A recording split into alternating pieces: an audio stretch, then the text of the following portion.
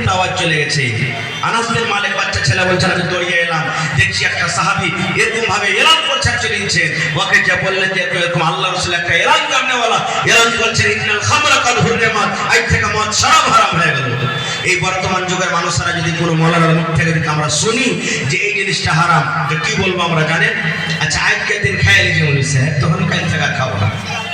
কত ভাই আছে এই খাইনি থাকছোটার নাম কি, ওই টিপেটার নাম কি কয় খাইনি টিপে নাকি? ওর দিল এমন ভাবে নরম হয়েছে যে খাইনি খাইতে হয় না হারাম। নিজের চোখে দেখে বলছি মজলিসে বসে বসে ওকে পাক মেরে ফেল দিয়েছে। খালি এক ঘন্টা পর বা বাড়ি যাওয়ার পর মন থামতে না করে কুড়িয়ে এসে ফের ওকে খাইছে বলে এরকম হয়েছে না হয়নি? তো সাহাবায়ে কেরাম দেখেন কেমন জিনিস বলছেন যে আল্লাহ হারাম করে দিলে।